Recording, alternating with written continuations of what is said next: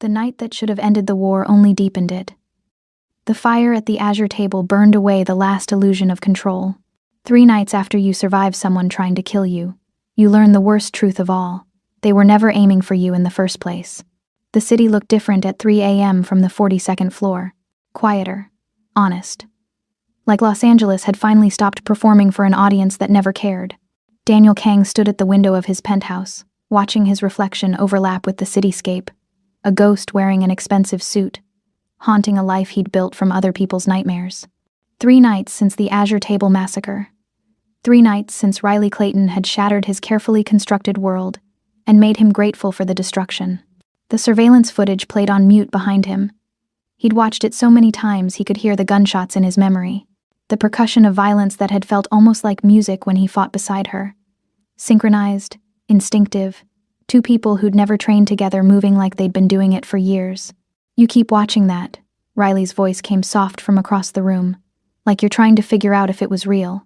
She looked the same, but the space between them carried the memory of a night they both tried not to name, a night of smoke, blood, and touch that still lived beneath their skin. "You killed 12 men in 40 seconds, Daniel said, setting the tablet between them on the marble coffee table. Riley didn't look at the screen. Her voice came quiet, matter of fact. 13. You missed the one in the kitchen." Daniel turned. She sat curled in his leather armchair, looking smaller than she had during the fight, more vulnerable. Her hands wrapped around a mug of tea he'd made her. Earl Grey, 2 sugars, the way she'd ordered it twice a week for 6 months when she thought he wasn't paying attention. He had been. God help him. He'd been noticing everything about her since the first night she walked into his restaurant and looked at him like she could see straight through the empire to the frightened boy from Busan underneath. "I'm trying to figure out," Daniel said carefully, "how I missed what you were for half a year. That was the point." Riley set down her mug, met his gaze with those impossibly steady eyes. "I'm very good at disappearing, at becoming exactly what people expect to see. Invisible, forgettable, safe. You're none of those things." "No." A ghost of a smile. "But I needed you to think I was." The words should have felt like betrayal, should have tasted like poison. Instead, Daniel felt something that might have been relief. That someone had finally looked at his life close enough to see the cracks, the rot, the places where violence had eaten through civilization's veneer. "Tell me," he said, moving to sit across from her. Not crowding, not threatening, just present. "Tell me who you really are, Riley Clayton. Because that name tastes like a lie. And I'm tired of living in a world built on pretty fiction." She was quiet for a long moment, studying him with an intensity that felt like being seen for the first time. Really seen. Not the tiger of Busan, not the billionaire criminal, not the monster playing at redemption, just him. "My real name doesn't matter," she said finally. "It died with the woman I used to be, in places so dark that governments pretend they don't exist. They called our program Shadow 7. We were the people they sent to solve problems that couldn't be solved with diplomacy or law. Assassins. Ghosts." Riley's voice carried the weight of old graves. "We weren't supposed to exist, weren't supposed to have families or futures or anything resembling a conscience. Just targets and termination orders and the kind of training that turns human beings into precision instruments." Daniel absorbed this, filing away the pain threaded through her words. "How many?" 53 confirmed kills before I turned 25. 12 countries, 7 languages, 0 hesitation. She looked at her hands like they belonged to someone else. "Until Jakarta, until I watched a little girl die because I followed orders instead of instinct, and something inside me broke. Or maybe healed. I'm still not sure which. So you disappeared. Buried myself so deep even my handlers couldn't find me." Riley's laugh was bitter, beautiful. "Became a waitress in Los Angeles, serving wine to people who'd never suspect that the woman refilling their glass had ended lives with those same hands. And then you ended up in my restaurant," Daniel said quietly. 6 months ago. Not by accident. No." She met his eyes and he saw the apology there, the regret. "They found me, my old agency. Said they'd let me stay dead if I did one last job. Monitor Daniel Kang, report on his operations, observe and extract intelligence without engagement. But you engaged." Daniel leaned forward. 3 nights ago, when those men came for me, you could have let them finish it. Could have stayed invisible, protected your cover, walked away clean. I know. So why didn't you? Riley was quiet for so long that Daniel thought she might not answer. Then, because I've spent 10 years learning to see people as targets, as objectives, as problems to be solved with violence. And somewhere in those 6 months, watching you, I remembered what it felt like to see someone as human, flawed and dangerous, and trying so damn hard to be better than the blood that made you. The confession hung between them like a bridge across impossible distance. Daniel's phone shattered the moment. A harsh buzz against marble. He glanced at the screen, and his entire body went rigid. Riley saw the change. What? Wordlessly, he turned the phone toward her. Encrypted video file. No sender information. Just a thumbnail that made Daniel's blood turn to ice water. His sister G1, bound to a chair, crying, terrified. And behind her, wearing a smile that looked like a wound, stood Daniel's uncle Minho. Riley's training kicked in immediately. She was up, moving, analyzing. When was this sent? 30 seconds ago. Daniel's voice sounded distant, unfamiliar, like he was listening to someone else speak through his mouth. Play it. The video was 60 seconds of carefully choreographed cruelty. Minho explaining in detail how he'd spent 3 years dismantling Daniel's empire from within. How Los Reyes wasn't an outside threat but a weapon he'd aimed at his own nephew. How G1, sweet innocent G1 who just wanted to study art and live a normal life, was actually his biological daughter, and he wanted her back. 6 hours, nephew. Pier 17. Midnight. Bring me control of the family holdings, or I'll put a bullet in her head and make sure you watch. The screen went black. Daniel sat frozen, the phone trembling in his hand. Riley watched his face cycle through emotions: shock, rage, grief, calculation.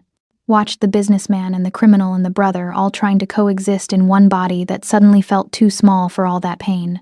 He's lying, Daniel said, but his voice cracked on the words. G1 can't be. My father wouldn't. Your father was human, Riley said gently. Humans make mistakes, have affairs, complicate bloodlines. She knelt in front of him, placed her hands over his, but that doesn't change what she means to you, doesn't change that she's in danger. I can't. Daniel looked at her, and for the first time since she'd met him, he looked lost. Riley, I can't lose her. She's the only family I have left. The only person who looks at me and doesn't see a monster. Then we don't lose her. Riley's voice carried absolute certainty. We go get her back. We? Daniel's eyes searched hers. You don't owe me anything, you've already risked. I'm not doing this because I owe you. Riley squeezed his hands, anchoring him. I'm doing this because somewhere in the last 6 months, you stopped being a mission and started being something else. Someone I don't want to watch lose everything. The words tasted like confession, like promise, like the first honest thing she'd said since Jakarta. Daniel pulled her closer. Not romantically, but desperately. Like a drowning man grabbing the only piece of driftwood in an endless ocean. Riley let him, wrapped her arms around him and felt him shake with the effort of holding himself together. We're going to save her, she whispered against his hair. But first, I need to tell you exactly who's been hunting you, and why this is about more than just family betrayal. Daniel pulled back, studied her face. What aren't you telling me? That I wasn't the only shadow operative in Los Angeles. Riley's expression hardened. There's another one, and he's been helping your uncle from the beginning. But to understand how family loyalty became the deadliest weapon of all, you need to know that Minho Kang had been preparing for this moment since before Daniel was born, planning a revenge built on blood and betrayal, and the kind of patience that only comes from watching someone steal everything you believe should be yours. Welcome back, my beautiful souls and kindred spirits. Before we start, go ahead and subscribe, like, and share where you're watching from. It always warms my heart to see our little storytelling family stretch across the world. Every click, every comment, every bit of love you give helps us keep uncovering these unforgettable stories together. Now breathe deep, and let's dive into the conspiracy that's been decades in the making. The safe house existed 3 stories beneath downtown Los Angeles, buried so deep that sunlight became mythology. Daniel led Riley through biometric locks and reinforced steel doors into a space that whispered of luxury and screamed of paranoia. Marble floors reflected recessed lighting. Abstract art worth small fortunes hung on walls thick enough to survive explosions. Every surface gleamed with the particular shine of things that cost more than most people earned in lifetimes. But Riley saw what Daniel had designed it to be: a tomb dressed as a palace. She moved through the space with professional assessment, fingers trailing along doorframes, eyes mapping sightlines and vulnerabilities. Daniel watched her work, leaning against the granite kitchen island with arms crossed, trying to ignore how the simple black shirt she wore moved with her body, how her hair caught the ambient light when she turned her head. "Your uncle designed this place," Riley said, not a question. She was reading the architecture like scripture. The backup generators, the air filtration system, the redundant communication arrays. This wasn't built by security consultants. This was built by someone who understands how families kill each other. Daniel's jaw tightened. Minho oversaw construction 5 years ago, said every king needs a castle that can survive revolution. He was planning your funeral even then. Riley pulled out a compact tablet, began running diagnostic sweeps for surveillance equipment. The question is whether he's watching us right now. The thought made Daniel's skin crawl. He pushed off the island, closed the distance between them in 3 strides. Riley stiffened slightly as he entered her space, but didn't retreat. He reached past her shoulder, close enough to smell whatever generic soap she used, close enough to feel the heat radiating from her skin, and tapped a sequence into the wall panel. "Full electromagnetic shielding," he said, voice rougher than intended. "Nothing gets in or out without my authorization. If Minho installed surveillance, it went dark the moment we entered."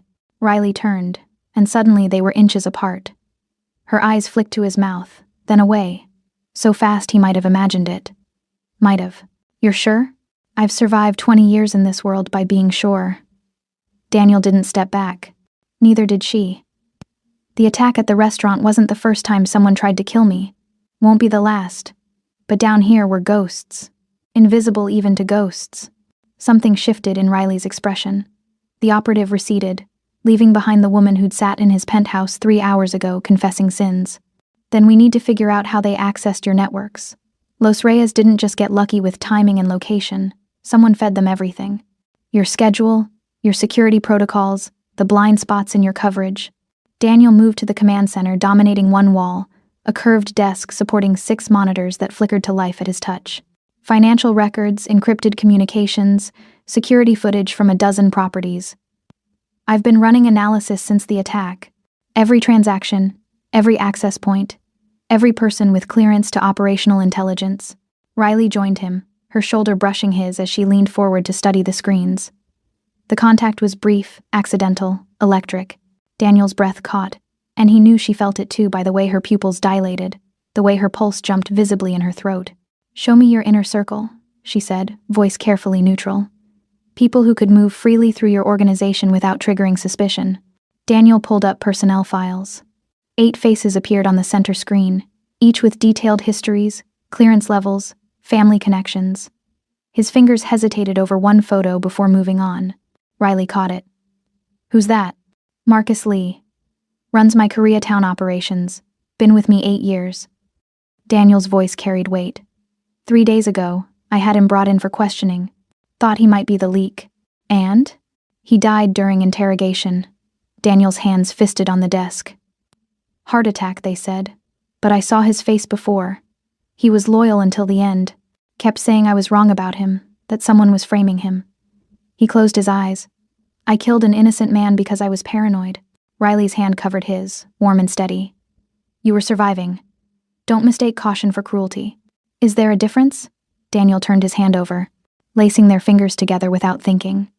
Her palm was calloused, warrior rough against his own scarred skin. "I've built everything on violence. Told myself it was necessary, that I was protecting what mattered. But maybe Minho's right. Maybe I'm just a monster pretending civilization." "No." Riley squeezed his hand, grounding him.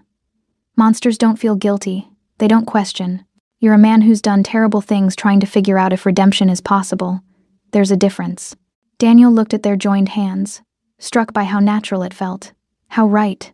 This woman who'd killed 13 men to save his life, who moved through darkness like she was born there, who understood violence as a language they both spoke fluently. "The files," Riley said gently, drawing him back. "Let me see the access logs." Daniel pulled up data streams with his free hand, unwilling to break contact. Together they traced digital footprints, following breadcrumbs through encrypted systems and shadow accounts. Riley's breathing changed as patterns emerged, her grip on his hand tightening. "There," she breathed, pointing. That signature. It's shadow protocol encoding. Someone from my old program has been in your systems for months. Daniel's blood ran cold. You said you were the only operative in Los Angeles. I thought I was. Riley's face had gone pale. But this encryption method, there's only one other person who uses this specific variant. She looked at him, eyes dark with old fear. His code name was Wraith. We trained together before Jakarta. He was better than me at infiltration, at becoming anyone, anywhere, if he's been embedded in your organization. Then every conversation, every plan, every moment of vulnerability has been recorded and weaponized. Daniel felt the walls closing in. How long? Riley scrolled through timestamps. First access point dates to 3 years ago. Right around the time Minho would have started planning this. 3 years. The number felt like a sentence. My uncle spent 3 years positioning pieces, building alliances, waiting for the perfect moment to destroy everything I've built. Not just destroy. Riley pulled up encrypted communications between shadow accounts. Look at the pattern. He wasn't trying to kill you at the restaurant. He was trying to expose me. Every move since has been designed to force both of us into the open, make us vulnerable, isolate us from allies. Daniel studied the data with growing horror. She was right. The attack hadn't been assassination. It had been revelation. A surgical strike designed to strip away Riley's cover and shatter Daniel's sense of security simultaneously. He wants us broken before he kills us, Daniel said quietly. Wants us to understand we never had control, that everything we thought we built was just stage dressing for his revenge. Yes. Riley's voice carried the exhaustion of someone recognizing a trap long after walking into it. And G1 is the final piece. Taking her forces you to choose between empire and family, between legacy and love. Daniel's phone buzzed. Both of them froze. The message was audio only. Minho's voice, warm and paternal, made Daniel's skin crawl. I know you're in the safe house, nephew, the one I built for you. Did you really think I'd create a sanctuary without keeping keys? You have 5 hours now. Tick-tock. The call disconnected. Daniel's stomach turned. Of course Minho could find them. He'd overseen construction. The biometric core, the encrypted locks, every layer of shielding carried his fingerprints. He hadn't breached their security tonight. He'd simply turned the system back on. Riley was already moving, repacking equipment with military efficiency. We need to leave. Now. If he knows we're here, then everywhere is compromised. Daniel caught her wrist, stopped her frantic motion. Riley, look at me. She did, and he saw the assassin warring with the woman. Saw her calculating exit strategies and survival probabilities. Saw her preparing to disappear into whatever shadow could hide her next. Don't run, Daniel said. Please. I know every instinct you have is screaming to vanish, to protect yourself. But if we separate now, he wins. He isolates us and picks us off one by one. Daniel, I'm a liability. My presence puts G1 in more danger. Your presence is the only thing keeping me from becoming exactly what Minho wants. Daniel pulled her closer, both hands on her arms now, anchoring her. A monster who burns everything down without thinking. You make me remember there's more than violence. That maybe broken people can save each other instead of destroying everything they touch. Riley's breath hitched. They were close enough that he could see gold flecks in her brown eyes, could feel the rapid thud of her pulse where his thumb pressed against her wrist. I see monsters, Daniel whispered, echoing words from hours ago. But when I look at you, I see the woman who saved my life, who chose humanity over orders, who's terrified of being seen and brave enough to stay visible anyway. You don't know what you're asking, Riley's voice cracked. The things I've done. I know exactly what I'm asking. Daniel's hands slid from her arms to her face, cradling her jaw with a gentleness that contradicted every violent thing he'd ever done. I'm asking you to trust that maybe we're not beyond saving, that maybe two weapons can learn to be people if they're willing to try together. The moment stretched between them, taut and trembling. Riley's hands came up to grip his wrists, not pulling away but holding on like she was drowning, and he was the only solid thing in an ocean of chaos. Then her tablet chimed. Both of them jerked apart, the spell broken. Riley checked the screen and her face went absolutely still. Surveillance intercept from the Port District. There's chatter about a meeting tonight between Minho and Paulo Reyes. Reyes is alive, Daniel had suspected, but confirmation felt like a punch. The bastard survived. Not just survived. According to this, He's been recovering at one of Minho's properties for 3 weeks. Your uncle has been protecting him, rebuilding his forces, preparing for something big. Riley's fingers flew across the screen. They're planning something for tomorrow night. A coordinated strike against your remaining holdings. Daniel's mind raced through implications. While I'm supposed to be delivering ransom for G1, they want me distracted, vulnerable, watching my empire burn while my sister dies. Unless we flip the script, Riley looked up and the warrior was back in full force. We know where they'll be tonight. We know they think we're scrambling, desperate. What if we hit them first? You're suggesting we go on offense while they have G1? I'm suggesting we make them believe we're playing their game while actually dismantling their entire operation. Riley pulled up building schematics. Minho's estate is where he's keeping her. I can infiltrate tonight while you confront him and Reyes. Create chaos, extract G1, disappear before they realize what happened. Daniel studied the plans, seeing the strategy. Dangerous, borderline suicidal. Exactly the kind of move desperate people made when they had nothing left to lose. You'd be going in alone, he said. I work better alone. Riley. Daniel, this is what I'm good at. Infiltration, extraction, moving through hostile territory like smoke. Her eyes met his with absolute certainty. Trust me to do what I was trained for. And I'll trust you to keep their attention long enough that they never see me coming. The plan crystallized between them, dangerous and perfect. Daniel nodded slowly. Then we move tonight. But Riley, if anything goes wrong, it won't. If it does, Daniel continued, voice firm, you get G1 out. Don't come back for me. Don't try to save everyone. Just get her somewhere safe and disappear like you're so good at doing. Riley's jaw tightened. That's not. Promise me. Daniel stepped close again, forehead nearly touching hers. Promise me you'll save her even if it means leaving me behind. The words hung between them, heavy with everything they hadn't said. Everything they might never get the chance to say. I promise, Riley whispered finally. But you better survive this, Daniel Kang. Because I'm tired of being alone, and you're the first person in 10 years who's made me want to stay. The estate sat in the Hollywood Hills like a golden crown on a serpent's head. Daniel drove up the winding private road in his Aston Martin, dressed in a tailored suit that cost more than most cars, playing the part of the prodigal nephew seeking reconciliation. Every inch of him screamed wealth and power, the tiger of Busan returning to family territory. But his heart hammered against his ribs, knowing Riley was somewhere in the darkness behind him, invisible and lethal. The gates opened without him calling ahead. Expected. Minho wanted this meeting as much as Daniel did, though for vastly different reasons. Security escorted him through manicured gardens where every flower probably cost more to maintain than it did to purchase.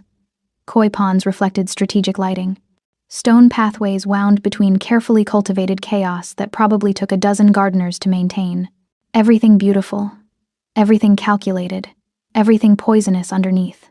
Minho waited in the main hall, standing beneath a crystal chandelier that cast fractured light across marble floors. He looked exactly as Daniel remembered. Silver hair perfectly styled, tailored suit that whispered Italian craftsmanship, smile warm enough to fool anyone who didn't know the temperature of his soul. Nephew. Minho opened his arms. You came. Daniel allowed the embrace, felt his uncle's hands pat his back like benediction, and resisted the urge to flinch. This close, he could smell expensive cologne masking something underneath. Rot, maybe. The particular scent of ambition left too long in darkness. You have my sister, Daniel said, stepping back. Of course I came. Your sister. Minho's smile didn't waver. Is that what G1 is to you, just a sister? What else would she be? Daniel froze. Reyes was supposed to be dead, bled out in the chaos at the Azure table, or so everyone believed. But ghosts have a way of crawling out of graves when vengeance calls. The truth. A new voice cut through the hall like a blade. Paulo Reyes emerged from an adjoining room, moving with a pronounced limp, one hand pressed against ribs that probably still ached from bullet wounds. His face carried new scars, souvenirs from the restaurant massacre. She's Minho's daughter. Has been since before you were old enough to spell your own name. The confirmation hit differently than Riley's warning. Hearing it from Reyes, seeing Minho's face confirm everything with silent satisfaction, made the betrayal real in ways Data never could. My father. Your father stole everything from me. Minho's warmth evaporated like morning dew under Sunday. What remained was cold, ancient rage. My sister, my birthright, the family legacy that should have been mine. He was the second son, Daniel. I was firstborn. The business should have been mine. But your grandfather loved your father more, and tradition be damned. Daniel's mind reeled, reconstructing history through this new lens. So you seduced my father's wife, got her pregnant, created your own blood claim to the legacy. I loved her. Minho's voice cracked slightly. Your father's second wife, Ji-won's mother. Emotion, Daniel, is the ultimate weapon. Even love can be sharpened to draw blood. I loved her first, before your father took her too. And when she came to me broken by his infidelity with your mother, I showed her what real devotion looked like. You made her a weapon in your revenge, Daniel countered. Used her love to create leverage. I created family. Minho moved closer, circling Daniel like a predator assessing prey. Something your father never understood. He built empires on fear and violence, alienated everyone who mattered, died alone in that hospital bed with only you holding his hand. Tell me, nephew, did he whisper your mother's name at the end? Or did he call for the son who actually mattered? The words were designed to cut, and they did. Daniel's father's final hours had been delirious, confused, calling for people long dead. But among the morphine-soaked confusion, he'd never once called for Minho. Where is Ji-won? Daniel forced his voice steady. Safe, for now. Reyes limped forward, pulled out his phone, showed footage of Ji-won in a sparse room, curled on a bed, alive but terrified. Comfortable enough. Better treatment than I received in your restaurant. You came to kill me, Daniel said flatly. Forgive me for not providing better hospitality during my attempted murder. Reyes's laugh was bitter. Your waitress did that. Where is she now? Riley Clayton, though I suspect that's not her real name. Shadow 7, according to my sources. A ghost made flesh, and you had her serving wine in your restaurant for 6 months without knowing. Daniel kept his expression neutral, giving nothing away. Somewhere in the darkness, Riley was moving. Every second he kept them talking was a second she gained ground. I didn't come to discuss the help, Daniel said. I came to negotiate. You want control of the family holdings. Fine. Let's discuss terms. Minho's eyes gleamed. So easy? No fight? No speech about honor and legacy? Legacy is just a pretty word for the corpses we leave behind. Daniel gestured around the opulent hall. You want this empire? It's yours. All I want is Ji-won safe. Liar. Minho stepped close, studied Daniel's face with the intimate knowledge of someone who'd watched him grow from boy to man. You're stalling, planning something. That's what I taught you, after all. Never negotiate from weakness. Never surrender until you've positioned your counterstrike. Then you taught me well. Daniel held his uncle's gaze. But you're wrong about one thing. I'm not negotiating from weakness. I'm negotiating from exhaustion. From the realization that everything I've built is stained in blood, I can't wash away. That maybe the best thing I can do for everyone is walk away. Something flickered in Minho's expression. Surprise, maybe. Or disappointment. You're serious. Minho's voice carried the tone of someone reassessing calculations. You'd actually surrender everything your father built, everything you've bled for. For Ji-won? Yes, without hesitation. Daniel's voice rang with truth because it was true. Whatever else he'd become, whatever sins marked his soul, he'd never let his sister pay for his mistakes. She's innocent. She deserves a life that doesn't involve people like us. Reyes snorted. Noble. Pathetic, but noble. It's honest. Daniel turned to face the cartel boss. Something you'd know nothing about. You came for revenge, dressed it up as business, got yourself nearly killed in the process. And now you're standing in another man's house, letting him pull your strings, because you're too blinded by rage to see you're being used. Careful, Reyes warned. Why? You planning to kill me? Go ahead. Daniel spread his arms. But understand that the moment I die, every piece of insurance I've prepared goes active. Evidence to federal authorities about Los Reyes operations. Financial records linking Minho to international trafficking. Enough documentation to burn both your organizations to ash. My death trigger is an empty threat. It's mutually assured destruction. The lie came smooth as silk, backed by years of practice. Daniel had no such dead man's switch prepared, but they didn't know that. Couldn't risk knowing that. Minho's jaw tightened. You're bluffing. Test it. The standoff stretched between them, 3 men playing games with lives as currency. Outside, night deepened. Somewhere in that darkness, Riley moved through shadow toward a girl who didn't know she was the catalyst for everything. Daniel's phone buzzed. Text message, one word. Clear. Riley had reached Jiwon's location. I want proof of life, Daniel said, keeping his voice level. Video call with Ji-won. Let me confirm she's unharmed, and we'll proceed with transfer of assets. Minho studied him for a long moment, then nodded to Reyes. The cartel boss made a call, and minutes later, a tablet appeared showing live feed of Ji-won's room. She sat on the bed, looking small and terrified. Dark hair tangled around a face stained with tears. When she saw Daniel on screen, her face crumpled.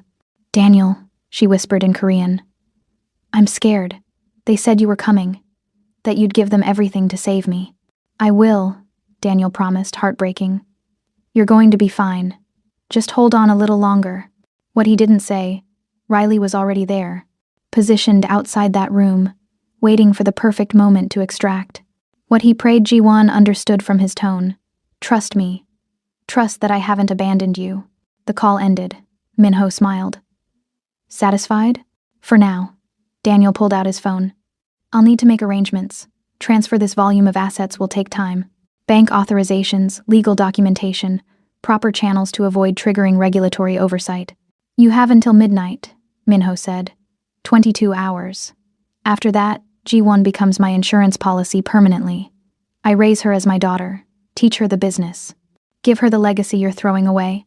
Over my dead body. That can be arranged. Minho's warmth returned, poisonous and familiar. But I'd prefer not to. Despite everything, you're still family, Daniel. Still the boy I taught to read financial reports and manage operations.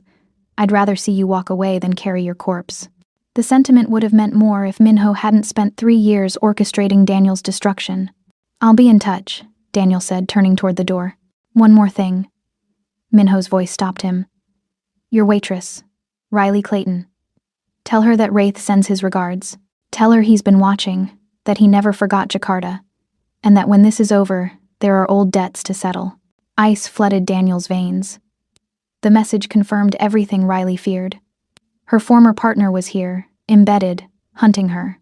I don't know what you're talking about, Daniel said. Of course not. Minho's smile was sharp enough to draw blood. Give her the message anyway, just in case. Daniel left the estate feeling eyes track him from every shadow, knowing Riley was somewhere behind him moving toward extraction, praying they'd both survive the night. His phone buzzed. Riley. Package secured. 30 seconds to exfil. Meet at checkpoint Beta. Relief flooded through him so fierce it felt like drowning. But as he climbed into his car, Daniel noticed something on the windshield. A playing card, the Ace of Spades, traditional death marker, and written across it in red ink that looked too much like blood. The tiger hunts, but so does the Wraith. See you soon, old friend, W. The message wasn't for Daniel. It was for Riley. A declaration of war from a ghost she'd hoped stayed buried. He drove into the night, toward checkpoint Beta, toward Riley and Ji-won, knowing the real battle was just beginning. The video came at 3 a.m., designed to catch them in that vulnerable space between sleep and waking where defenses crumbled. Daniel's phone screamed emergency alert. He jolted upright from the couch where he'd been pretending to rest, laptop still open on his chest, mind spinning through 1,000 scenarios and contingencies. Beside him, Riley stirred from her position in the armchair, weapon appearing in her hand faster than conscious thought. The screen showed Ji-won's face. Except something was wrong. Her eyes held a terror that hadn't been there during the earlier call. Her lip was split, fresh blood painting her chin. Behind her, Minho stood with theatrical patience, one hand resting on her shoulder like a father posing for family portraits. Paulo Reyes leaned against the wall, arms crossed, satisfaction evident in every line of his body. Good morning, nephew, Minho said, voice warm despite the brutality of the staging. I trust you've been making arrangements? Daniel's hands clenched around the phone. You heard her. A minor lesson in punctuality.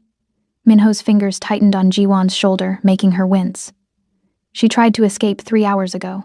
Injured 2 of my men in the process. I'm actually impressed. She has more of my fire than I expected. But escape attempts carry consequences. Riley moved beside Daniel, close enough that their shoulders touched.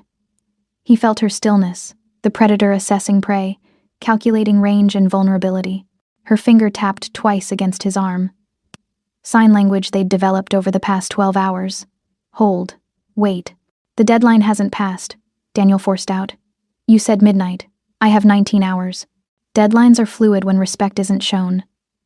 Minho leaned down, spoke directly into Ji-won's ear loud enough for the microphone to catch. Your brother thought he could play games with me. Thought he could send his assassin to steal you away while he distracted me with false negotiations. Did you really think I wouldn't have surveillance on every approach vector, Daniel? That I wouldn't be watching for exactly that kind of tactical maneuver? The bottom dropped out of Daniel's world. What are you talking about? Your waitress. Your weapon. Your Riley. Minho pulled out his own phone, showed security footage of the estate from hours earlier. Thermal imaging caught a figure moving through shadows with professional precision, bypassing guards, navigating toward the wing where Ji-won had been held. Had been. Past tense. Because the footage showed the room empty by the time Riley reached it, showed her frozen assessment of being outplayed, showed her retreat into darkness before reinforcements arrived. She was never there, Daniel breathed. The video call was pre-recorded. You baited us into revealing our strategy. I baited you into revealing her. Minho's smile was arctic. Shadow 7, alive and operational in Los Angeles. My friend Wraith will be so pleased to confirm his suspicions. He's been hunting her for a decade, you know. Unfinished business from Jakarta. A child who died because 7 chose conscience over orders. Riley's face had gone absolutely blank beside him. The kind of empty that came before volcanic eruption. Daniel could feel violence coiling in her muscles, could sense her calculating whether she could reach through the phone screen and strangle Minho with pure will. What do you want? Daniel asked. New terms. Minho straightened. All business now. You bring Riley Clayton to me. Tonight, Pier 17, where we first planned Ji-won's exchange. You deliver Shadow 7 alive and functional, and I'll consider returning your sister unharmed. No. Daniel's voice came flat, absolute. That's not negotiable. Then Ji-won dies. Minho's gun appeared, pressed against her temple. Ji-won whimpered, tears streaming. Simple economics, nephew. One life for another. The assassin who's killed dozens for money and government, or the innocent girl who just wants to paint watercolors and live quietly. You have 8 hours to decide which one matters more. The screen went black. Silence crashed into the room like physical force. Daniel sat frozen, phone still gripped in white-knuckled hands, mind fracturing into 1,000 pieces that wouldn't fit back together. Choose.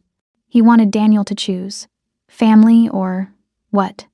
Not quite love, not yet, but something that felt dangerously close. Something that made breathing easier when Riley was near, that made the future seem possible instead of just inevitable violence. You can't give me to them, Riley said quietly. You know that, right? The moment I'm in Minho's custody, both Ji-won and you become expendable. He'll kill you all and disappear with whatever assets he can liquidate. I know. Daniel set down the phone with careful precision, like it might detonate. I also know I can't let him kill my sister, so we're at an impasse. No. Daniel stood, began pacing. The safe house suddenly felt too small, walls closing in with claustrophobic pressure. We're at the moment where we stop reacting to his moves and start making our own. Riley watched him with those assessing eyes, reading body language like text. What are you thinking? That Minho wants you because Wraith wants you. That this entire operation has been designed not just to destroy me, but to deliver you to someone with an old grudge. Daniel stopped pacing, turned to face her fully. What happened in Jakarta? What did you do that made this Wraith person hunt you for a decade? Riley's expression shuddered. For a moment, the assassin cracked, revealing raw wounds underneath. There was a mission. High-value target in a residential district. My orders were clean elimination, no collateral damage. But the intelligence was wrong. The target had a daughter, maybe 8 years old. She wasn't supposed to be there, but she was. She was. Riley's voice went hollow. And when my partner, Wraith, got compromised, when the extraction went sideways and local security converged, he ordered me to eliminate all witnesses, including the girl. You refused. I tried to save her. Riley's hands fisted in her lap. Tried to get her out, get both of us out. But Wraith interpreted my hesitation as betrayal. He completed the mission his way, killed everyone in that house, including the child, and blamed the massacre on me in his after-action report. Said I'd gone rogue, become a liability.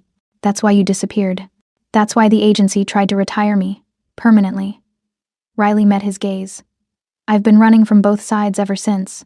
From the government that wanted me dead for knowing too much, and from Wraith who wanted me dead for ruining his perfect record. Daniel absorbed this, pieces clicking into place. Minho isn't just offering you to settle an old debt. He's offering you to someone who wants you destroyed. Which means when we show up at that pier, it's a kill box. Riley finished. Minho, Wraith, Reyes, probably 24 shooters positioned for clean elimination. They'll take you out first, then me, stage it as lover's suicide or cartel violence. G1 becomes Minho's ward, and everything you've built transfers to him legally since she's technically his daughter. Elegant, Daniel admitted. Brutal, but elegant. We could run. Riley's voice carried no conviction. Take what resources you can access, disappear into whatever shadows will hide us. Let Minho have the empire. Start over somewhere he can't reach. And leave G1 to him? Let her grow up being molded into a weapon by a man who sees family as property? Daniel shook his head. No, I've made a lot of mistakes in my life, Riley. Hurt a lot of people. But I will not abandon her to that fate. Then we're going to that pier, Riley said quietly. Walking into a trap with full knowledge it's a trap. That's suicide, Daniel. Only if we play by their rules. Daniel moved to his command center, fingers flying across keyboards. But what if we bring our own game? What if instead of reacting to Minho's strategy, we force him to react to ours? Riley joined him at the screens, studying maps and schematics as he pulled them up. Pier 17 sprawled across her monitors. Converted warehouse district on the waterfront. Dozens of containers providing cover, limited approach vectors, perfect for ambush. He'll have every angle covered, she said. Unless we don't come from an angle. Daniel zoomed in on water access. Pier 17 extends over the harbor. Deep water, strong currents, but navigable for someone with the right equipment and training. You're suggesting underwater insertion. Riley's tactical mind engaged immediately. Come up through the pier structure itself. Bypass all surface security. Can you do it? I've done harder. Riley studied the approach vectors, calculating probabilities. But that gets us inside their perimeter. Doesn't solve the problem of overwhelming force once we're detected. We don't need to fight everyone. Daniel pulled up different files. Financial records, property deeds, business licenses. We just need leverage. Minho's empire is built on legitimate fronts hiding criminal enterprise. Money laundering through shell corporations. Real estate investments masking trafficking routes. If we threaten to expose everything, he kills G1 out of spite before authorities can respond, Riley interrupted. Wounded animals are most dangerous when cornered. True. Daniel sat back, frustration mounting. Every strategy led to the same conclusion. Someone died. Probably multiple someones. Possibly all of them. What would you do? If this was a shadow mission, how would you approach extraction? Riley was quiet for a long moment. That particular stillness of someone watching violent memories replay. I'd make them believe they'd already won. Stage a surrender so complete they'd stop looking for the trap. Surrender. Daniel tested the word. We show up at Pier 17. I deliver you in custody. Make Minho think he's succeeded. And while they're focused on their victory, I break free and extract G1. Riley nodded slowly. It could work. Requires split-second timing and a lot of luck. But it's viable. No. Daniel's voice went hard. I'm not using you as bait. Daniel, I'm trained for this. Escaping custody, surviving hostile environments, completing objectives under extreme duress. This is literally what Shadow 7 was designed to do. I don't care what you were designed for. Daniel gripped her shoulders, forced her to meet his eyes. You're not a tool anymore. Not a weapon to be deployed and discarded. You're a person. Someone who deserves better than being sacrificed for my mistakes. Riley's breath caught. Her hands came up to rest on his chest, fingers curling in his shirt. Your uncle is going to kill her if we don't do something. G1 dies, and you'll never forgive yourself. I've seen that kind of guilt destroy people from the inside. Then I'll live with it. Daniel's forehead dropped to hers, exhaustion and desperation bleeding through. But I won't live with your death. Can't. Not when you're the first person in 20 years who's made me believe redemption might actually exist. The words hung between them, raw and honest. Riley's hands tightened in his shirt, pulling him closer even as her mind screamed warnings about attachment and vulnerability. You were never untouchable, she whispered, echoing words from hours ago. None of us are. But maybe that's not weakness. Maybe it's what makes us human instead of just monsters wearing skin. Daniel's hands slid from her shoulders to frame her face, thumbs tracing the curve of her cheekbones with reverent gentleness. Then help me figure out how to be human and still save her. Because I can't choose between you and G1. I won't. Riley closed her eyes, feeling the warmth of his touch seep through defenses she'd spent a decade building. When she opened them again, something had shifted. Decision crystallized. Then we don't choose, she said. We change the game entirely. Make Minho think he's won while actually dismantling everything from underneath. But Daniel, it requires you to trust me completely. To let me do what I'm best at without trying to protect me. I trust you. His voice carried absolute certainty. With my life, with G1's life, with everything that matters. Riley's throat tightened. She leaned into his touch, let herself have this one moment of connection before the violence started again. Then here's what we do. She outlined the plan in whispers, their faces close together in the dim light of the command center.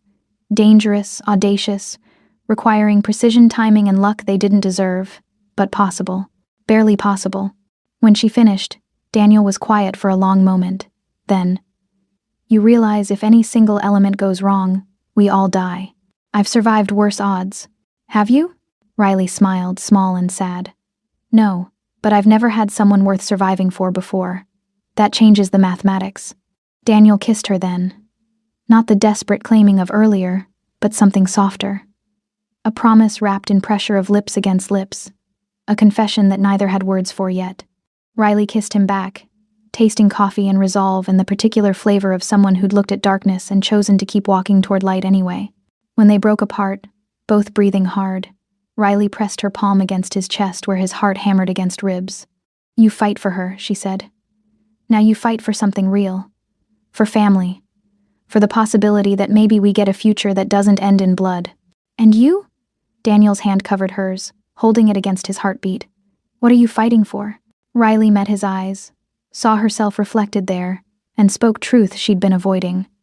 For the chance to stop running. To stand with someone and face whatever comes instead of facing everything alone. The moment stretched between them, taut with everything unsaid. Then Riley stepped back, professional mask sliding into place. We move in 6 hours, she said. I need to prep equipment. You need to make contact with Minho, confirm the exchange, sell it perfectly.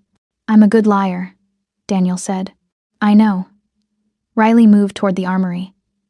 That's what worries me. That you'll lie to yourself about the risks, convince yourself this plan is safer than it actually is. Riley, promise me something. She turned back, and vulnerability cracked through the operative facade. If it comes down to saving me or saving G1, you choose her. No hesitation, no heroic sacrifices. You get her out and you live, and you don't waste time grieving someone who was already a ghost when you met her. Daniel crossed the space between them in 3 strides, caught her face in his hands again, forced her to hold his gaze. I'm not promising that. I'm not giving you permission to martyr yourself for my peace of mind. We both survive this, or we both go down fighting.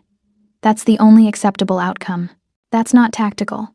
I don't care about tactical. His voice carried steel wrapped in desperation. I care about you, about keeping you alive and safe and by my side when this is over. So no, I won't promise to choose. I'll promise to fight like hell to save everyone, including you. Riley's composure cracked completely. Tears she hadn't allowed herself in years burned behind her eyes. You stupid, stubborn man. You're going to get us all killed with that attitude. Maybe. Daniel's thumb caught a tear that escaped, brushed it away with infinite care. But at least we'll die as people instead of weapons. At least we'll have tried. She pulled him down into another kiss. Fierce and desperate and tasting like goodbye even as both of them pretended it wasn't.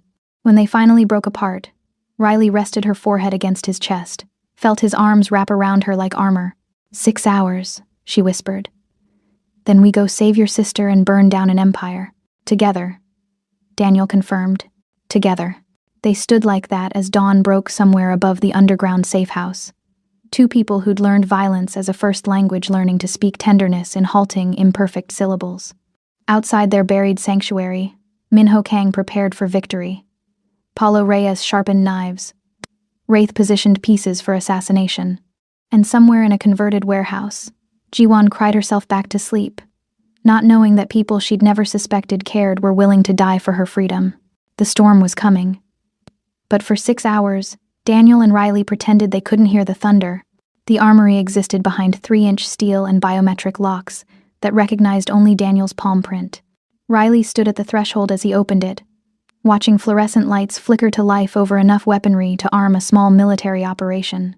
Rifles lined one wall, arranged by caliber and function. Handguns occupied custom racks, each cleaned and maintained with obsessive precision. Body armor hung like strange art installations. And in climate-controlled cases, specialized equipment that spoke to Daniel's particular understanding of violence. Suppressors, thermal optics, breaching charges carefully measured and stored. "Your uncle designed this too?" Riley asked, running her fingers along a tactical vest. "No." Daniel moved to a weapons locker, began pulling specific items. "This I built myself after the 3rd attempt on my life. Minho knows about the safe house. Doesn't know about this room. I had it constructed by contractors who died in a car accident 2 days after completion." Riley's head snapped up. "You killed them to protect the secret?" "Car accident was legitimate." Daniel's voice carried weight. "But I didn't mourn them as much as I should have. That's the man I was becoming. Someone who saw people as security risks instead of human beings." He set a compact submachine gun on the prep table between them, began field stripping it with practiced efficiency. Riley watched his hands move, noting the scars across his knuckles, the slight tremor he tried to hide. "You're afraid," she observed quietly, terrified. Daniel didn't look up. "Not of dying, of failing, of watching G1 die because I wasn't good enough or smart enough or ruthless enough, of losing you because I waited too long to say the things that matter." Riley moved beside him, her shoulder brushing his as she selected her own weapons. A handgun she recognized as military issue, knife designed for close quarters, tactical gear that spoke to her shadow training. They worked in synchronized silence, each preparing for violence with the ritual focus of people who'd done this too many times. "Tell me about her," Riley said eventually. "G1, beyond the tactical facts. Who is she?" Daniel's hands stilled on the weapon he'd been loading. "She's everything I'm not. Gentle. Optimistic. She believes the world is fundamentally good, that people deserve second chances, that art can heal wounds violence creates." He smiled, sad and genuine. "She paints, watercolors mostly. Landscapes that make you feel peaceful just looking at them. Complete opposite of the life I've lived. She knows what you do. She knows enough. That I'm not legitimate, that the money funding her education comes from dark places. But she looks at me like I'm still her brother. Like the blood on my hands doesn't change what we mean to each other." Daniel set down the gun, turned to face Riley fully. "She's the only person who remembers I used to be human before I became the tiger." Riley heard the longing in his voice, the desperate need to be seen as more than just violence incarnate. She understood it bone deep. "That's how you see me," she said quietly, "as someone who remembers you're human." "Yes." Daniel's hand found hers on the table, calloused fingers threading through hers. "And it's how I see you. Not Shadow 7. Not the assassin with 53 kills. Just Riley. Woman who saves people even when it costs everything. Who fights for strangers and cries for children she couldn't protect. Who's brave enough to be vulnerable despite every instinct screaming to hide." The words cracked something open in Riley's chest. She turned toward him, still holding his hand, and found herself caught in his gaze. Dark eyes that had seen too much violence, that carried too much grief, but still held capacity for tenderness. "I don't know how to be that person," Riley whispered. "How to be soft when everything taught me that softness means death." "Then we learned together." Daniel's free hand came up to cup her face, touch feather light. "We figure out how to be human and survive simultaneously. How to care about people without destroying them." Riley leaned into his palm, let herself feel the warmth of skin against skin, the simple animal comfort of being touched with gentleness instead of violence. "You're not fighting your uncle," she murmured. "You're fighting the part of yourself that thinks you deserve to lose. That believes monsters don't get redemption. And you?" Daniel's thumb traced her lower lip, drawing her attention to his mouth. "What are you fighting? The part of me that wants to run?" Riley's voice went husky. "The instinct that says attachment is weakness, that caring about you makes me vulnerable, that I should disappear before you see all the broken pieces I'm made of. I already see them." Daniel stepped closer, eliminating the space between them. His body radiated heat, solid and present and real. I see a woman who's survived impossible things and came out the other side still capable of compassion. Who saves people she doesn't know because it's the right thing, not because orders demand it. Who's terrified of being seen and brave enough to stay visible anyway. Their faces were inches apart now. Riley could feel his breath on her lips, could see the pulse hammering in his throat. Every nerve ending screamed warnings about mixing mission with emotion, about lowering defenses before battle. She ignored them all. "Show me," she breathed. Daniel's control snapped. He kissed her hard, backing her against the weapons rack with desperate hunger.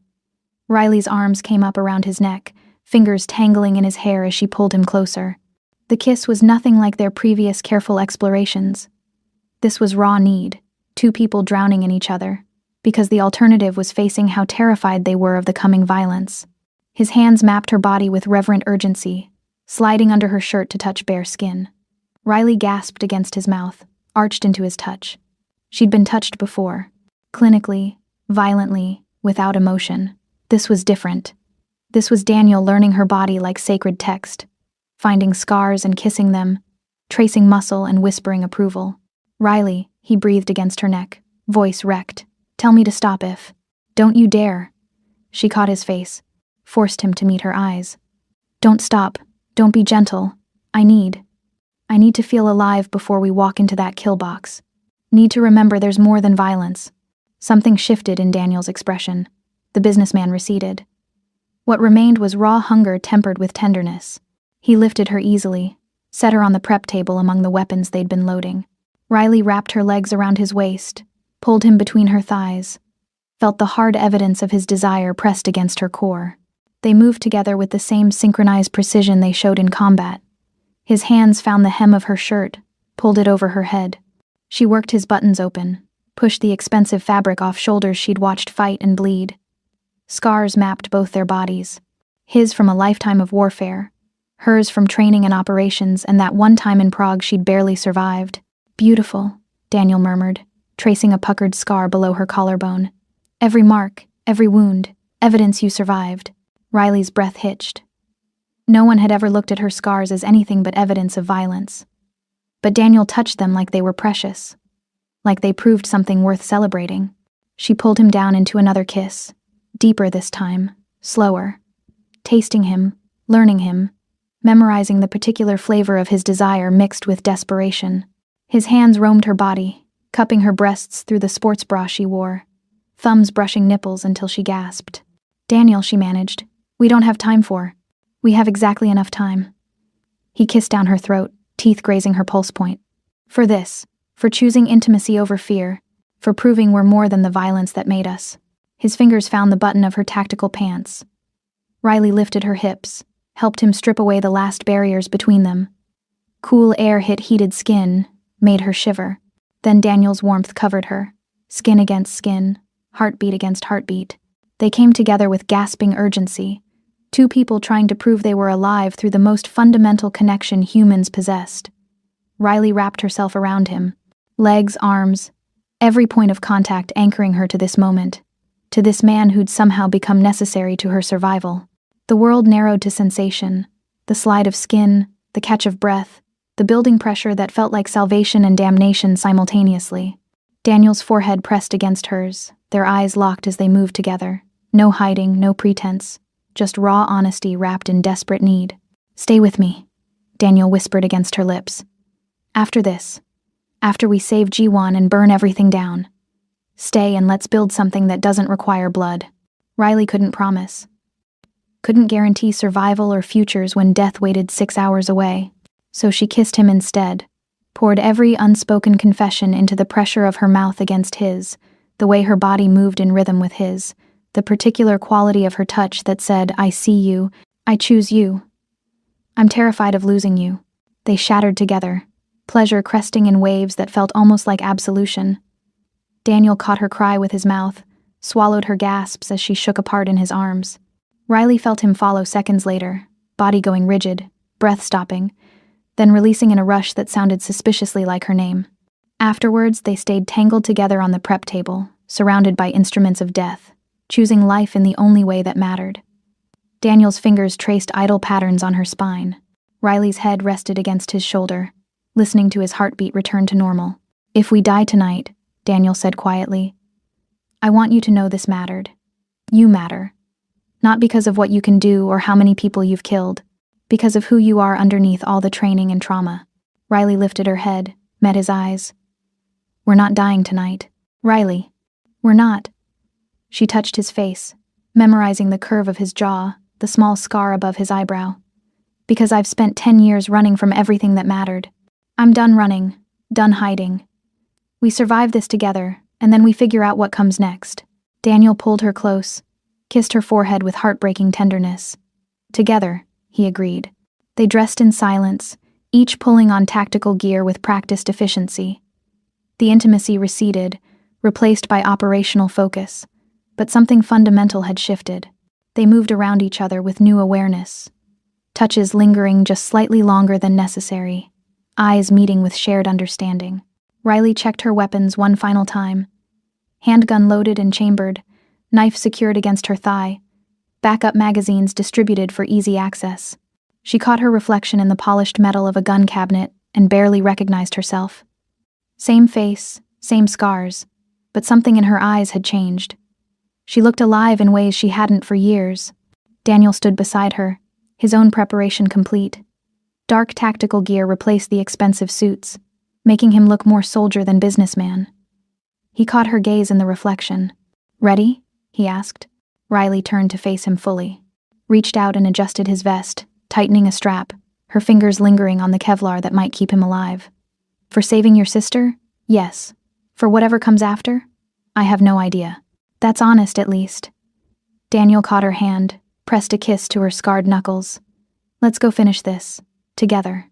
"Together," Riley echoed. They gathered their equipment and ascended from the armory. Outside, Los Angeles was waking to another beautiful day, sunshine and traffic, and people who'd never know that violence was being planned in the shadows. Daniel made the call to Minho, voice carrying just the right mix of resignation and desperation. "Pier 17, midnight. I'll bring Riley Clayton, and you release G1 unharmed."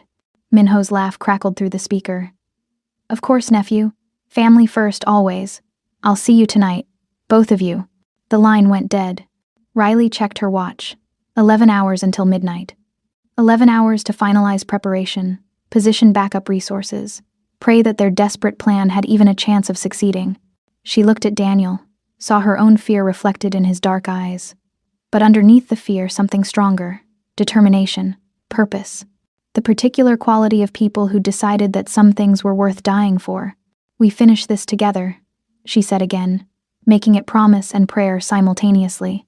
Daniel's hand found hers, squeezed once. "Or we don't finish at all." They stood in the safe house doorway, on the threshold between safety and slaughter, holding each other's hands like anchors against the storm.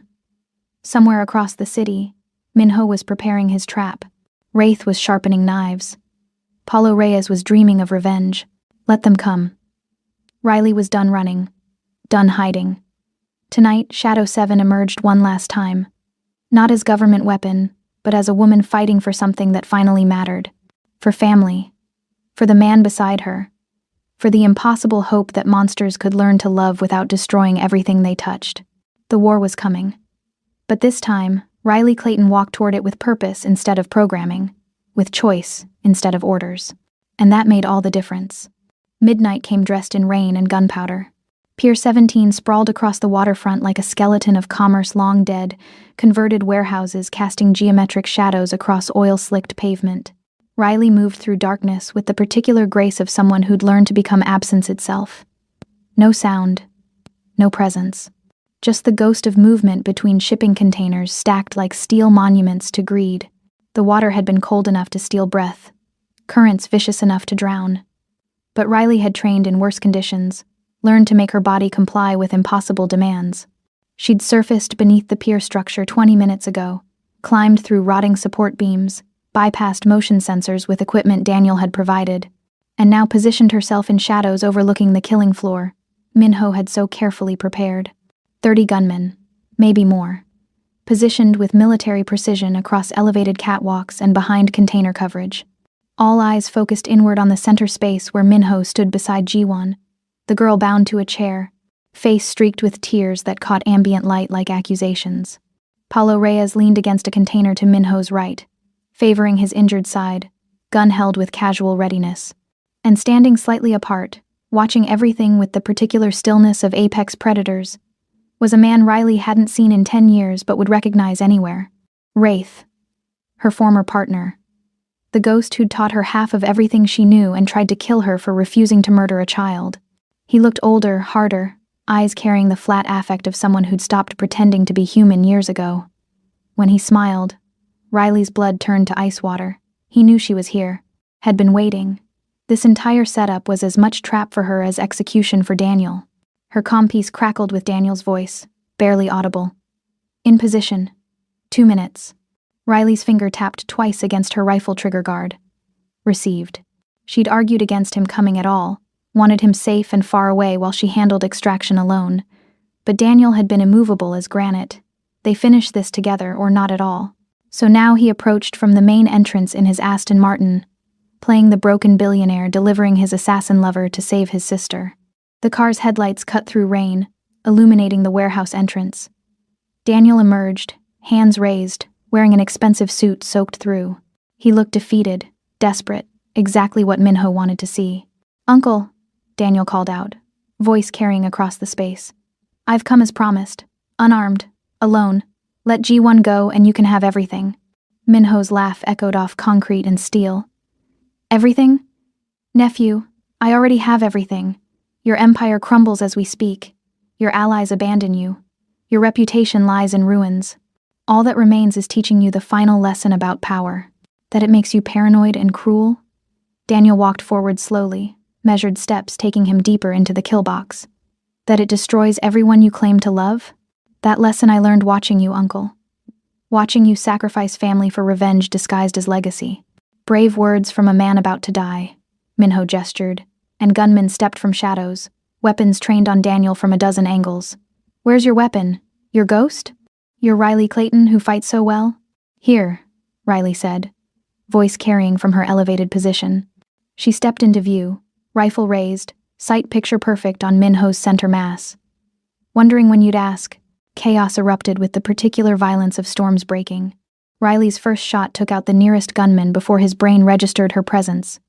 She was moving immediately, flowing across the catwalk with liquid grace, dropping targets with surgical precision. Each shot found flesh, each movement calculated 3 steps ahead. Below, Daniel had dropped flat the moment gunfire started, rolled behind a container, came up with weapons that had been hidden in the car. Not unarmed at all, never unarmed. He moved through the warehouse like the tiger of Busan he'd always been, all pretense of civilization stripped away, leaving only the predator underneath. 2 men rushed his position. Daniel caught the first with a brutal strike to the throat, used the man's momentum to throw him into his partner. Both went down. Daniel's gun spoke twice, and neither rose again. Riley provided covering fire from above, picking off anyone who tried to flank Daniel's position. They moved like symphony, each anticipating the other's needs, creating overlapping fields of fire that turned Minho's carefully planned ambush into a slaughterhouse working in reverse. "Enough!" Minho's voice cut through the gunfire. He stood with detonator held high, thumb on the trigger. "One more shot and I blow this entire pier to hell. With your sister still attached." Everyone froze. Riley's rifle sight found Minho's head, finger pressure on trigger just short of firing. Below, Daniel stood with weapon trained on Paulo Reyes, breathing hard, blood splattered across his expensive suit.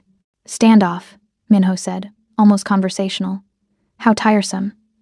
Wraith, would you mind?" The attack came from Riley's blind side. Wraith had positioned himself perfectly, waiting for this exact moment. His knife found the gap in her vest, slid between ribs with professional precision. Not fatal, not immediately, but enough to drop her. Riley gasped, rifle clattering away, hand instinctively pressing against the wound. Blood spread warm and fast across her side.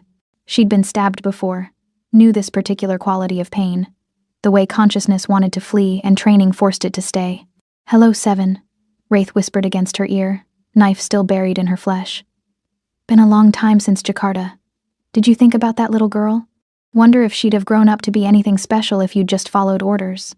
Rage burned through pain. Riley's elbow shot backward, Caught Wraith in the solar plexus. He grunted, grip loosening just enough. She twisted, ripped the knife from her own side with a scream that tasted like copper, and drove it into Wraith's thigh with vicious precision. Femoral artery. He had maybe 3 minutes before blood loss killed him. Wraith's eyes went wide with understanding.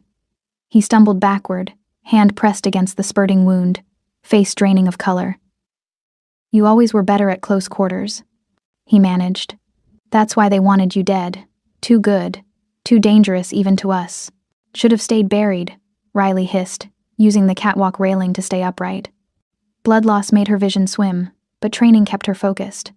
Below, Daniel was moving, using the distraction to close distance with Minho. "Daniel, no!" Riley tried to shout, but pain stole her breath. Paulo Reyes saw him coming, swung his weapon around. For one frozen moment, Riley watched futures collapse. Saw Daniel die. Saw everything they'd survived mean nothing. Saw Minho win through his nephew's desperation. Then Daniel twisted left, movement too fast for injured Reyes to track. His gun came up, spoke twice in rapid succession. Both rounds found home in Paulo's chest. The cartel boss looked surprised, almost offended, then collapsed backward into containers that rang like funeral bells. "You can't kill what made you," Paulo had said once. Daniel had proved him wrong. But Minho still held the detonator, still had G1. And now his face carried the particular rage of someone watching their careful plans disintegrate. "Everyone dies," Minho announced, thumb moving toward the trigger. Riley's world narrowed to scope picture, to breath control, to the space between heartbeats where impossible shots became inevitable. 175 yards. Angled shot. Moving target. Injury compromising stability. She fired. The bullet caught Minho in the right eye socket, snapping his head back with vicious finality. The detonator clattered from nerveless fingers, hit concrete without triggering. Minho's body followed, collapsing like a puppet with cut strings. Silence crashed down like waves after storm. Riley sagged against the railing, rifle slipping from numb fingers. Below, Daniel was already moving, racing toward G1, cutting through her bonds with shaking hands. The girl collapsed into his arms, sobbing, alive, safe. "Riley!" Daniel's voice carried terror she'd never heard from him. He saw her swaying on the catwalk, saw blood spreading across her tactical vest. Hold on. But gravity had other plans.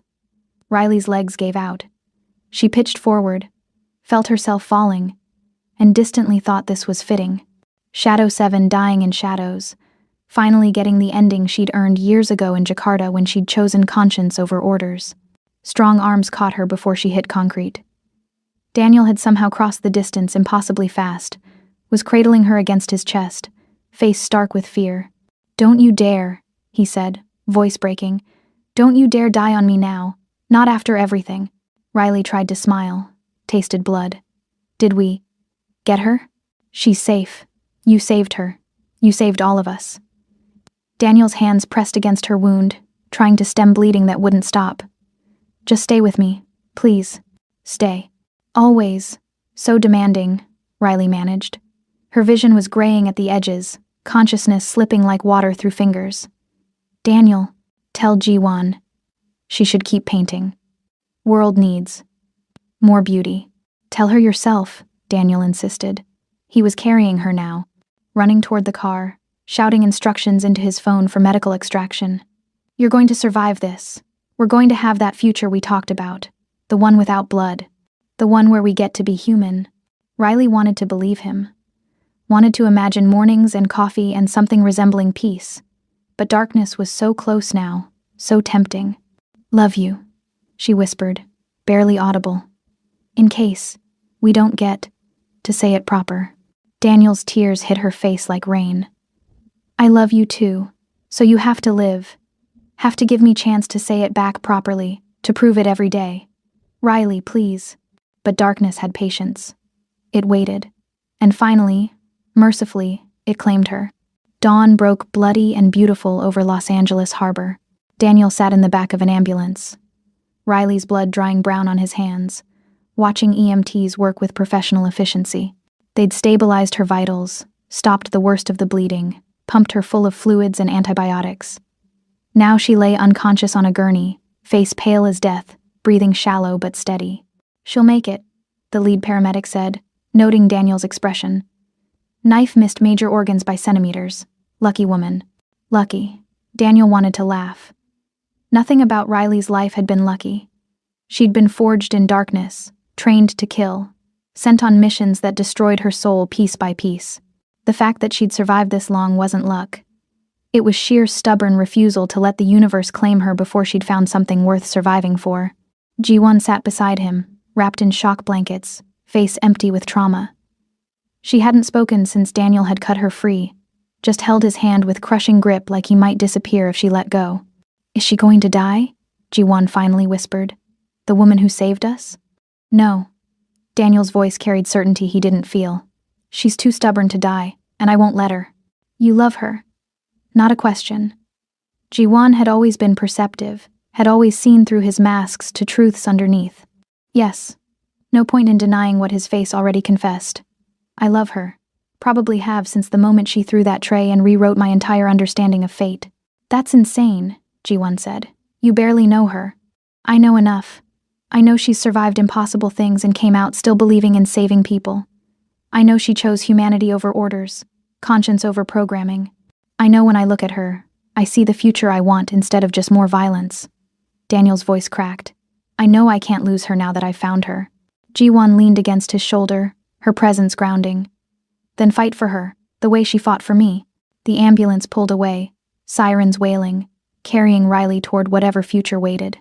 Daniel and Ji-won followed in a police escort, both covered in blood that wasn't theirs. Both processing trauma too fresh to fully comprehend. At the hospital, surgeons worked for 3 hours. Daniel paced the surgical waiting room, unable to sit, unable to breathe properly until someone told him Riley would live. Ji-won dozed in uncomfortable chairs, exhaustion finally claiming her. When the surgeon finally emerged, Daniel nearly collapsed with relief. She's stable. The knife missed the lung by millimeters, nicked the liver, but we've repaired the damage. She'll need extensive recovery, but barring complications, she should make a full physical recovery. And mentally? Daniel asked, knowing that wounds went deeper than flesh. The surgeon's expression softened. That depends on factors beyond medicine. Support systems, therapy, time. But she's a fighter. You can see it in how her body responded to trauma. She's survived worse. Daniel was allowed into recovery 15 minutes later. Riley lay unconscious, face peaceful in sleep, monitors beeping steady rhythm. He pulled a chair beside her bed, took her hand carefully to avoid the IV lines, and simply breathed with her. In. Out. Proof they'd both survived another impossible day. Hours passed. Nurses came and went. Ji-won joined him eventually, curling up in the corner chair, watching this woman who'd saved her life with something like awe. Riley woke at sunset, golden light streaming through windows, painting everything amber and forgiving. Daniel, she rasped, voice ruined from intubation. Here. He leaned forward, squeezed her hand. Right here. You're safe. Won's safe. Everyone's safe. Riley's eyes found his, clear despite medication. Minho? Dead. 1 shot, 1 kill. You magnificent, terrifying woman. Daniel's voice carried pride and fear mixed. 175 yards while bleeding out. They're going to teach that shot in sniper schools. Wraith? Died on the catwalk. Femoral artery, just like you intended. Very poetic justice. Daniel's thumb traced circles on her palm. It's over, Riley. The war, the hunting, all of it. Over. Tears leaked from Riley's eyes, tracking into her hairline. I killed him, my old partner, the man who trained me. You survived him, Daniel corrected gently. There's a difference. He made his choices. You made yours. You chose to save people instead of destroy them. That's everything. Riley turned her head toward where Ji-won slept, studying the girl she'd risked everything to save. She okay? Traumatized but alive. Thanks to you. She wants to thank you properly when you're stronger. I don't need thanks. Just tell her she should keep painting. World needs more beauty than blood. You can tell her yourself. Daniel lifted Riley's hand to his lips, kissed her scarred knuckles with reverent tenderness. You're not disappearing this time. No running, no hiding. You're staying. And we're figuring out what comes next together. Daniel, I'm a wanted woman. My agency. Taken care of. Daniel's voice carried satisfaction. While you were in surgery, I made some calls. Sent evidence to very specific people about shadow programs, illegal operations, sanctioned murders. Your agency is about to face congressional investigations that will dismantle them completely. You're not wanted anymore. You're free. Riley stared at him, processing. You burned my entire organization to keep me safe? Without hesitation. They made you a weapon, then tried to destroy you when your conscience inconvenienced them. They don't get to keep hunting you. Daniel's expression hardened. No one hunts you anymore. You're under my protection now, and I'm very good at protecting what matters. You shouldn't have needed me, Riley whispered, echoing fears from days ago. You should hate me for bringing this chaos into your life. Then why does it feel like I've known you forever? Daniel leaned closer, forehead nearly touching hers.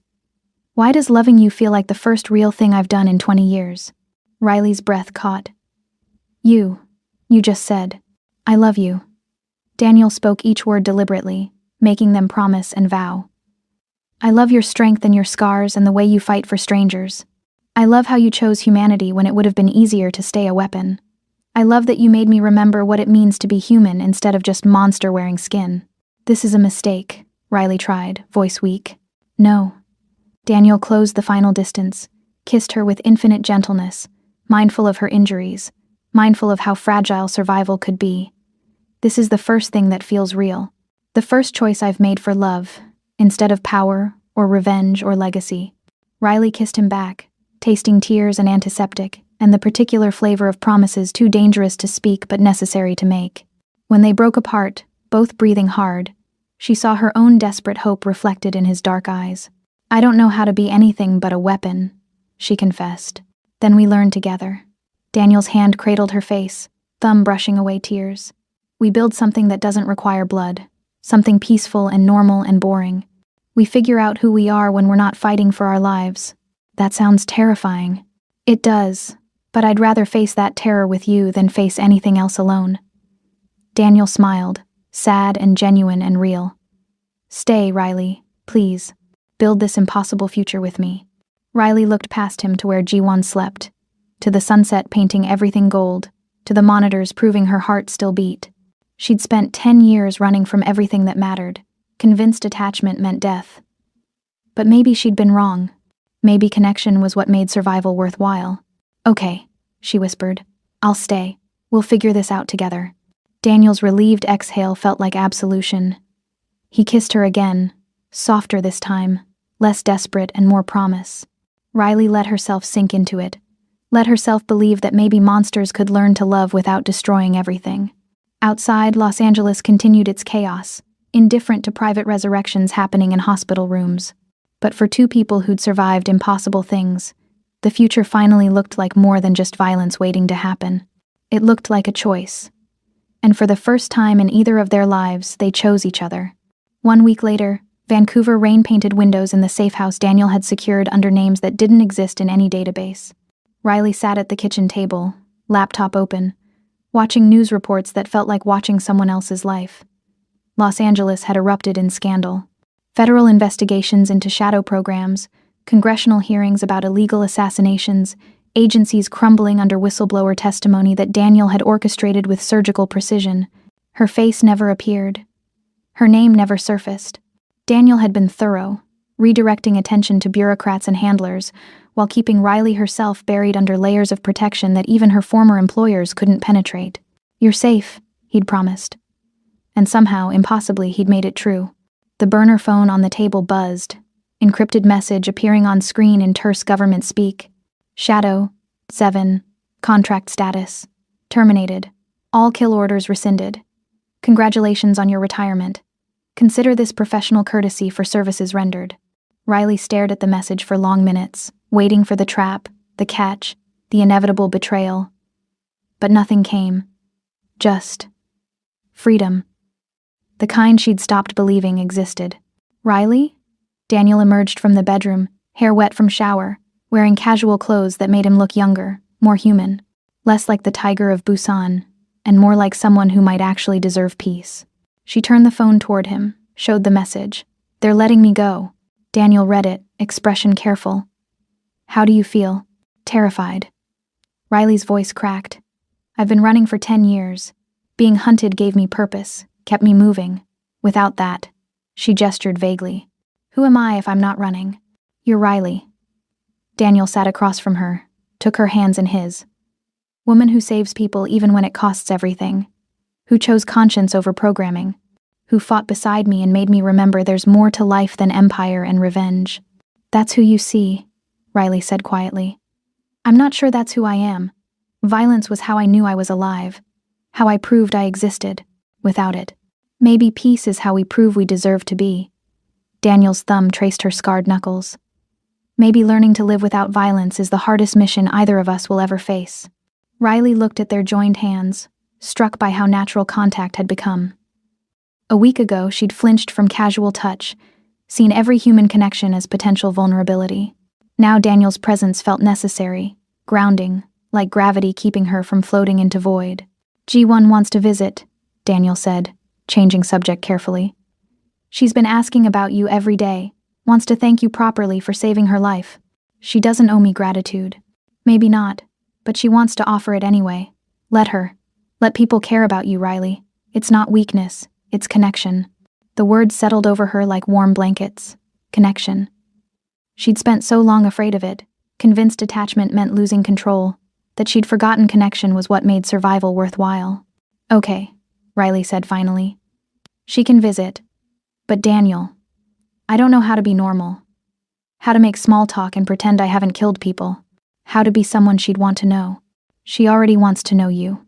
Not the assassin, just you, woman who threw herself into danger to save a stranger. Who took a knife wound and still made impossible shot to keep her safe. That person is worth knowing. Riley's throat tightened. You make it sound heroic, like I'm something other than weapon learning to rust. You're not rusting, you're healing. Daniel stood, pulled her gently to her feet, wrapped arms around her with infinite care, mindful of healing ribs. And healing is the bravest thing survivors do. Riley let herself be held, buried her face in his shoulder, breathed in the scent of him, soap, and something uniquely Daniel that calmed the constant vigilance humming in her blood. I love you, she whispered against his shirt. I know it's fast and probably insane, but I love you, and that terrifies me more than any operation ever did. Good, Daniel murmured into her hair. Terror means you're alive, means you care enough to be afraid of loss. That's everything. They stood like that as rain drummed against windows, two people learning to be human again in increments measured in heartbeats and quiet confessions. Later, G1 arrived carrying a portfolio she handled like sacred text. She looked healthier than Riley remembered, color back in her face, eyes carrying determination instead of just trauma. I wanted to show you something, G1 said, setting the portfolio on the table. She opened it carefully, revealed watercolors that stole Riley's breath. Landscapes painted in colors that shouldn't exist in nature but felt truer than reality. Gardens blooming with impossible flowers. Coastlines where water met sky in gradients that spoke of peace beyond vocabulary. Each painting carried hope like a language Riley had forgotten how to speak. They're beautiful, Riley managed. They're healing, G1 corrected. After everything that happened, painting was the only thing that helped. Creating beauty instead of drowning in violence. She met Riley's eyes, brave and unflinching. You saved my life. These are my way of saying thank you. Proof that your violence created space for beauty to exist. The gift hit Riley like physical impact. All those years convinced her existence brought only death and destruction, and here was evidence that maybe, her choices had mattered. That saving one life could ripple into creations that made the world slightly less dark. I don't know what to say, Riley whispered. Say you'll keep them. Hang them somewhere you'll see them every day. Remember that you're more than what was done to you, more than what you've done. You're someone who saves people, creates space for art and hope and futures. Jiwan smiled, genuine and warm. You're someone worth knowing. Riley's careful composure shattered. Tears came hot and fast, years of suppression breaking like dams after flood. Daniel's arms wrapped around her from behind, anchoring her through the storm. Jiwan joined the embrace, and for one perfect moment, Riley felt something she'd thought impossible. Family. Not blood, not obligation, but chosen connection. People who saw her completely. Scars and kills and broken pieces.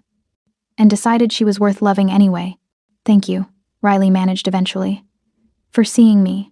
For making me believe I deserve to exist as more than weapon. You always deserved it, Ji-won said firmly. You just needed to survive long enough to believe it.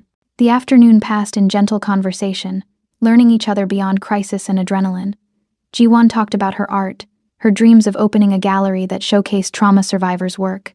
Daniel spoke carefully about dismantling his criminal empire, transitioning legitimate holdings to Ji-won's management, while he figured out who he was without power and violence defining him. And Riley listened, contributing quiet observations, learning how to be present in peacetime, learning that maybe she could be more than Shadow 7, more than Ghost, more than Weapon. Maybe she could just be Riley. And maybe that was enough. That night, after Ji-won left, Daniel found Riley standing at the window watching Vancouver lights blur through rain. "What are you thinking?" he asked, arms sliding around her waist. "That a week ago I would have run by now.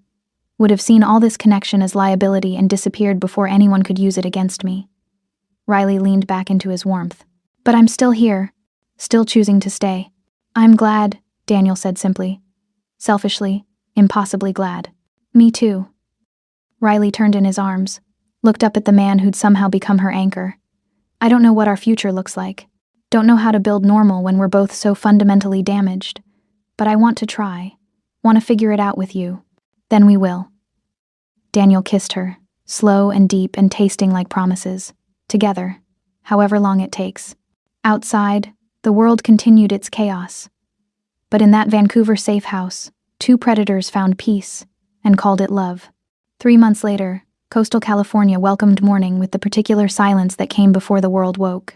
Riley moved through training forms in the yard, body flowing through patterns that were half combat, half meditation. The knife wound had healed to angry scar tissue, one more mark among many. Her ribs no longer protested deep breathing. Physical recovery complete, even if psychological healing remained ongoing work. She'd found a therapist who specialized in military trauma, someone who understood violence without requiring explanation. Twice weekly sessions where Riley learned to process decade-old guilt, to forgive herself for surviving when others hadn't, to accept that being Weapon didn't mean she couldn't also be human. Progress measured in millimeters, but progress nonetheless. "Coffee?" Daniel's voice carried from the deck. He stood in morning light holding 2 mugs, wearing jeans and a t-shirt that would have been unthinkable 3 months ago. The tiger had shed his suit, become someone softer at the edges. Riley completed her form, joined him on the deck. Their house sat isolated on coastal cliffs, small and deliberately unremarkable. Nothing like Daniel's previous penthouse luxury, but more home than anywhere Riley had lived in years. "Ji-won's coming for dinner," Daniel said, handing her the mug. "She's bringing her new girlfriend. Wants our approval, apparently." Riley smiled, genuine and unguarded in ways that still surprised her. "She doesn't need our approval. I know, but she wants it anyway. Family." Daniel said the word like he was still learning what it meant. They sat in comfortable silence, drinking coffee, watching waves hammer cliffs below. Somewhere in the house, Daniel's laptop pinged with financial updates. He'd dismantled most of the criminal empire, transferred legitimate businesses to Ji-won's management, kept only enough resources to ensure comfortable survival. "Any regrets?" Riley asked. "About walking away from all that power?" Daniel considered carefully. "I don't miss the empire. Don't miss the constant paranoia or the violence or knowing everyone wanted something from me. But I'd be lying if I said adjustment was easy. 20 years building something, then watching it crumble because you chose conscience over legacy. That's growth," Riley said. "Painful but necessary." "What about you? Miss the adrenaline? The missions?" "Sometimes." Riley's honesty came easier now. "I dream about Jakarta still. The little girl I couldn't save. Wake up convinced I'm back in that room facing impossible choices. But then I remember I chose differently when it mattered. Save G1. Chose humanity over programming. That has to count for something. It counts for everything." Daniel's hand found hers, squeezed once. "You proved that broken people can heal, that monsters can learn to love without destroying everything." Riley leaned into his shoulder, comfortable with contact that once would have felt like vulnerability. "We're building something, aren't we? Something that doesn't require blood to sustain it. We're trying. Some days better than others. But yes, we're building it together." The moment stretched, peaceful and ordinary and precious, specifically because it was ordinary.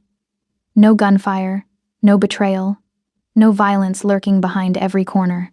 Just two people learning to exist in aftermath, figuring out who they were when survival wasn't the only goal. Riley's phone buzzed. Text from Ji-won.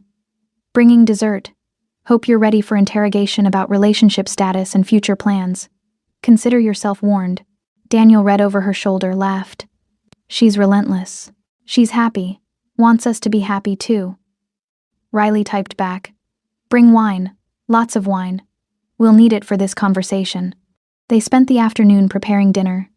Simple cooking that felt revolutionary after years of meal replacement bars and whatever food could be consumed while planning operations. Daniel chopped vegetables with the same precision he'd once applied to strategy.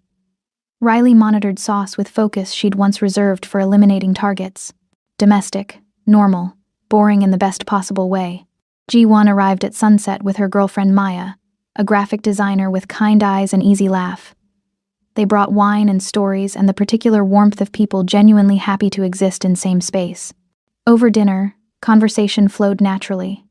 Art gallery plans, upcoming exhibitions, Maya's freelance projects, normal topics that didn't involve violence or survival or trauma.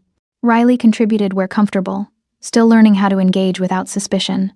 So, Ji-won said eventually, wine making her bold. When's the wedding? Riley choked on her drink. Daniel's hand found her thigh under the table, steadying. Wedding? Daniel asked carefully. You two are basically married already. Living together, finishing each other's sentences, that whole surviving impossible violence bonding thing. Ji-won gestured with her wine glass. Might as well make it official. Marriage requires planning, Riley said. Paperwork. Legal identity that actually exists. Details. Ji-won waved dismissively. Daniel's good at making details work. Question is whether you want to. Riley looked at Daniel, saw her own uncertainty reflected. They'd survived blood and bullets, but hadn't discussed futures beyond vague, figuring it out together. Marriage felt impossibly permanent for two people, still learning how to be human. It's okay to want normal things, Maya said gently, reading the room. Just because your past was complicated doesn't mean your future has to be. The words settled like benediction. Permission neither Riley nor Daniel had known they needed. Later, after Ji-won and Maya left, Daniel and Riley stood on the deck watching stars emerge. The question hung unspoken between them, heavy with possibility. I don't need marriage to know this is real, Daniel said finally. Don't need ceremony or paperwork to prove you matter. But, Riley heard the unfinished thought, but I want it anyway. Want to stand in front of people we care about and choose you publicly. Prove we're more than violence bonding, more than trauma survivors clinging together. We're people who love each other, who chose each other. Daniel turned to face her fully. Riley Clayton, or whatever your real name is, will you marry me? Build this impossible peaceful future together officially? Riley's throat tightened. A year ago, the question would have sent her running. 6 months ago, she'd have laughed at impossibility. Now, standing on cliffs overlooking ocean that had witnessed their resurrection, the answer felt inevitable. Yes, she whispered. Yes, I'll marry you. Figure out normal together. Build something that doesn't require blood. Daniel pulled her close, kissed her with reverent joy. Riley kissed back, tasting salt air and wine and the particular flavor of promises worth keeping. I didn't save you for what you did, Daniel murmured against her lips. I saved you for who you are. Woman who chose conscience over programming, who fights for strangers, who's brave enough to build peace after surviving war. Then maybe monsters can learn to love after all, Riley said, echoing words from months ago. Not monsters. Daniel's hand cradled her face. Just people. Complicated, damaged, trying our best people, and that's enough. They stood wrapped in each other as night deepened, two predators who'd found peace, and called it love. The city still whispered their names sometimes, half myth, half warning. Stories about the tiger and the ghost, the Mafia boss and assassin who'd burned empires for each other. But in this moment, on this cliff, they were just Daniel and Riley. Two people learning that redemption looked like ordinary mornings and difficult conversations, and choosing each other daily instead of just surviving together. The future stretched uncertain and beautiful, painted in colors they were only beginning to learn. But for the first time in either of their lives, uncertainty felt like possibility instead of threat. And that made all the difference. Thank you for watching. If this chapter hit you, the danger, the trust, the spark between Daniel and Riley, don't forget to like, subscribe, and share.